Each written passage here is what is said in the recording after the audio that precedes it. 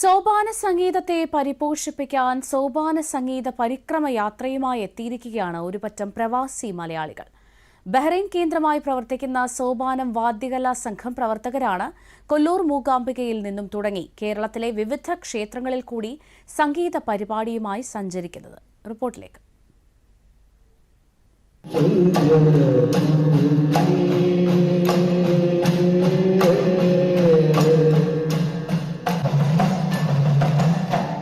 സ്ത്രീകളും കുട്ടികളും ഉൾപ്പെടെ 50ഓളം കലാകാരന്മാർ, പലരും പല മേഖലകളിൽ തൊഴിൽ ചെയ്യുന്നവർ.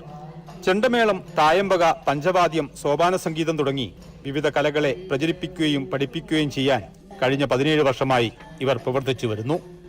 ചെണ്ടമേളം, തായമ്പക, പഞ്ചവാദ്യം, സോപാന സംഗീതം എന്ന കേരളീയ വാദ്യകലകളെ പ്രചരിപ്പിക്കുകയും പഠിപ്പിക്കുകയൊക്കെ ചെയ്യുന്നു. അതിൻ്റെ ഭാഗമായിട്ട് കേരളത്തിൻ്റെ തനത് സംഗീതമായ സോപാന സംഗീതത്തെ പരിപോഷിപ്പിക്കുന്നതിന് വേണ്ടിയിട്ട് ഒരാഴ്ച നീണ്ടു നിൽക്കുന്ന സോപാന സംഗീത പരിക്രമ യാത്ര നടത്തുകയാണ്. തളിപ്പറമ്പ് രാജരാജേശ്വര ക്ഷേത്രത്തിൽ രാവിലെ 7 മണിക്കായിരുന്നു സംഗീതാർച്ചന. തുടർന്ന് തൃച്ചംബരം ശ്രീകൃഷ്ണ ക്ഷേത്രത്തിലും സംഗീതാർച്ചനയ്ക്കായി ഇവരെത്തി.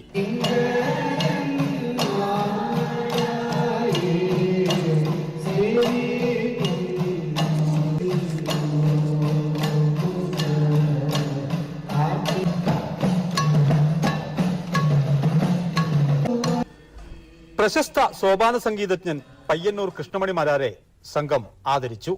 കേരളത്തിലെ 24ഓളം ക്ഷേത്രങ്ങളിൽ കൂടി സഞ്ചരിച്ച് ഈ മാസം 14-ന് അമ്പലപ്പുഴ ശ്രീകൃഷ്ണ ക്ഷേത്രത്തിലാണ് പരിക്രമയാത്ര സമാപിക്കുക. ദൂരദർശൻ ന്യൂസ്, കണ്ണൂർ.